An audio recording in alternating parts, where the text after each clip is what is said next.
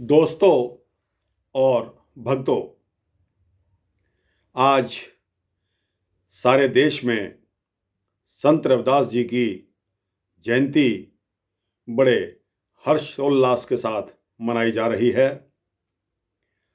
संत रविदास जी का जन्म सन 1388 में बनारस के एक निम्न परिवार में हुआ था। संत रविदास जी जिस परिवार में जन्म लेते हैं, उनका परिवार चमड़े का कार्य करता था। रविदास जी ने भी अपनी आजीविका का साधन चमड़े का कार्य यानी कि अपने पुरखों द्वारा दिया गया रोजगार ही चुना। उन्होंने चमड़े के कार्य को घटिया ना समझ करके इसी को ही अपना कर्मयोग बनाया। काम करते समय भक्त रविदास जी अपने पद स्वयं ही बनाते और गाते रहते थे। भक्ति में मग्न रहते थे और उन्हें गाते गाते सारा कार्य कर लेते थे। इनके पदों में सहज भक्ति भावना है, जो आज भी रविदास जी के भक्त अपने गुरु के प्रेम में इनको गाते हैं। संत रविदास जी का नाम लोगों ने रैदास कहना शुरू कर दिया। इनका समय यानी कि जब ये पैदा हुए उस समय मुगल आक्रांताओं के कुशासन का समय था। भाषा और संस्कृति तथा भक्ति के प्रति जनसामान्य की आस्था बहुत कम होती जा रही थी। मंदिरों को तोड़ा जा रहा था और हिंदू धर्म को नुकसान पहुंचाया जा रहा था। ऐसे समय में संत रविदास जी का आगमन और प्रादुर्भाव हमारे लिए एक बहुत सुभागा माना जाता है। अपने ही पदों से समाज में जो आशा, विश्वास और भक्ति की भावधारा जो संत जी ने प्रवाहित की है, उससे हर भारतीय का जीवन जागृत हो उठा। संत रविदास जी को समाज का अंधविश्वास और जाति प्रथा के कुप्रचार के कारण समाज विरोध और अपमान झेलना पड़ता था और वो अपने ही पदों में कहा करते थे, जात पात पूछे ना कोई, हरि को भजे सो हरि का होई। उनकी एक और पंक्ति जो कि बहुत ही प्रचलित हो गई थी, वो मन चंगा तो कठौती में गंगा। संत रविदास जी के बारे में एक जनश्रुति यह है कि माता गंगा जी ने इनकी ओर से प्रणाम निवेदन करने वाले को एक कंगन देकर कहा कि यह कंगन संत रविदास जी को दे देना। इनकी जयंती के समय भक्त लोग व्रत इत्यादि रखते हैं और इनकी प्रतिमा को पूजते हैं। संत रविदास जी की महिमा की कथाएं कहते गाते हैं और उनके भजन भी गाते हैं। तो दोस्तों, एक बार की बात है कि क्योंकि बनारस शहर तो पंडितों और महापंडितों का एक गढ़ माना जाता है। संत रविदास जी क्योंकि निम्न कार्य करते थे तो लोगों के मन में तुच्छ भावना भी घर कर जाती थी। इस प्रकार वहाँ के पंडितों ने इकट्ठे होकर जब ये देखा कि संत रविदास जी को भक्ति का कोई भी अधिकार नहीं है और ये जन्म से पंडित नहीं हैं, तो इन्होंने संत रविदास जी की शिकायत उस समय के राजा सिकंदर लोधी को कर दी। सिकंदर लोधी एक जनता पसंद राजा था। उन्होंने जब बहुत सारे पंडितों ने शिकायत की तो संत रविदास जी को तलब कर लिया, सम्मन कर लिया, बुलवा लिया और पूछा कि पंडित जी कहते हैं कि आप निम्न जाति से हो, आपको पूजा का कोई अधिकार नहीं है, इस बारे में आपका क्या कहना है। तो संत रैदास जी ने उत्तर दिया कि भगवान सभी का है और उसको पूजने का अधिकार भी सभी का है।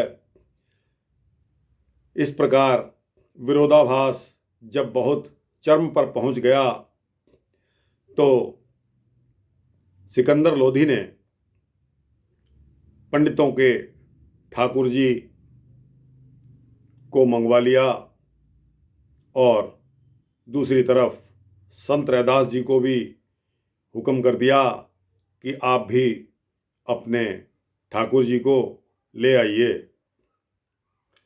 जब दोनों ही पक्ष अपने ठाकुर जी को लेकर सिकंदर लोधी के अहलकारों को सौंप देते हैं तो उनके अहलकार सिकंदर लोधी के हुक्म के मुताबिक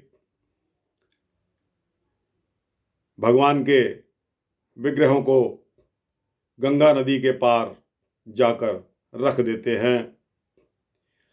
इसके बाद सिकंदर लोधी का फरमान जो कि पंडितों को सुनाया जाता है वो यह है कि अगर ठाकुर जी तुम्हारे हैं, तुम्हारे बाप दादा पुश्तैनी पंडित थे और पंडिताई का अधिकार सिर्फ तुम्हारे ही पास है और ठाकुर जी तुम्हारे हैं या तुम ठाकुर जी के हो, तो आज हम देखते हैं कि आपकी भक्ति में कितनी शक्ति है। आप गंगा के उस पार से अपने ठाकुर जी को बुलवा लीजिए। यह एक बहुत बड़ा प्रश्न था। पंडितों में आपस में सलाहबाजी होने लगी और एक दूसरे से सलाह करके पंडितों ने अपनी पूजा शुरू कर दी। पूजा करते करते करते करते जब पंडित जी थक गए और ठाकुर जी नदी के पार से यानी कि गंगा जी के पार से चलकर पंडितों के पास ना आ सके तो रिश्ते का तो पता चल ही जाता है कि ठाकुर जी किसके हैं, या पंडित कहें कि ठाकुर जी हमारे हैं, तो बात में दम नज़र नहीं आया। दूसरी तरफ यह दृश्य देखकर सिकंदर लोधी ने संत रविदास जी को पूछा कि अगर आप भी अपना जोर अपनी भक्ति में शक्ति दिखाना चाहते हैं तो आप भी दिखा सकते हैं, वरना राजा का राज दरबार का समय इन चीज़ों के लिए नहीं है। इस पर संत रविदास जी ने हाँ भर ली और वो भक्ति के लिए तैयार हो गए, अपने ठाकुर जी के लिए तैयार हो गए। उन्होंने चौंकड़ा लगाया और बैठ गए आंखें बंद करके। अभी कुछ ही मिनट हुए थे, उन्होंने एक पहला पद गाया, बहुत समो बिछड़े थे माधो, ए जन्म तुम्हारे लेखे। कुछ पंक्तियां गाने के पश्चात लोगों ने देखा कि गंगा नदी के पार ठाकुर जी जिस चौकी पर रखे हुए थे, उस चौकी में कुछ हरकत सी नजर आ गई।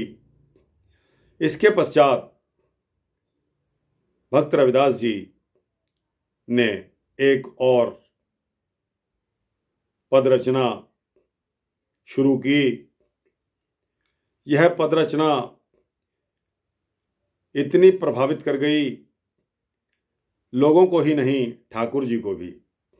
और सच बताऊं कि ठाकुर जी की चौकी वहाँ से चली और पानी के ऊपर तैरती हुई गंगा के इस पार आकर गुरु रविदास जी की झोली में आ गई। और बस यह दृश्य इतना ही नहीं था, लोगों ने देखते ही कोलाहल मचा दिया, हल्ला मच गया।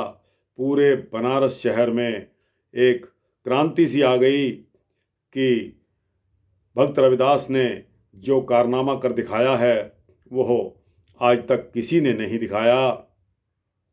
भक्त रविदास जी को लोगों ने गोदी में उठा लिया और संत शिरोमणि भक्त रविदास की जय, संत शिरोमणि भक्त रविदास की जय, संत शिरोमणि भक्त रविदास की जय करते हुए सभी लोगों ने पालकी का इंतज़ाम किया और संत रविदास जी की झांकी को पूरे बनारस शहर में घुमाया गया। तो दोस्तों, यह कारनामा संत रविदास जी का उनकी भक्ति के प्रति, उनकी भक्ति में शक्ति कहा जा सकता है। इसलिए आज भी कितने ही भक्तों को संत शिरोमणि की उपाधि नहीं दी जा सकी है।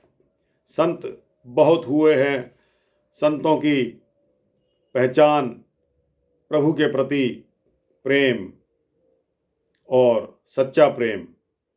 लेकिन ऐसे समय में जबकि तुलनात्मक अध्ययन और किसी दूसरे कम्युनिटी द्वारा इसको ऑब्जर्व किया जा रहा हो, उस समय इस बात को साबित करना, सिद्ध करना, इसको प्रूव करना कितना मुश्किल हो जाता है।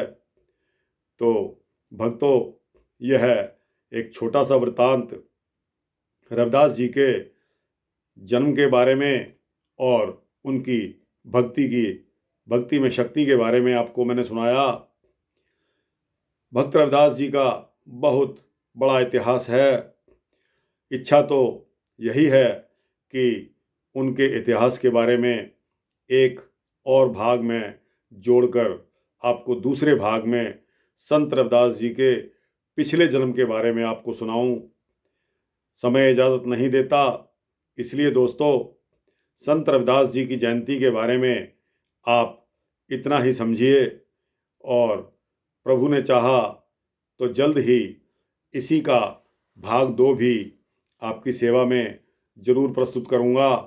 तब तक के लिए भक्त कवि संत रविदास शिरोमणि संत की जय। भक्त कवि संत शिरोमणि रविदास जी की जय।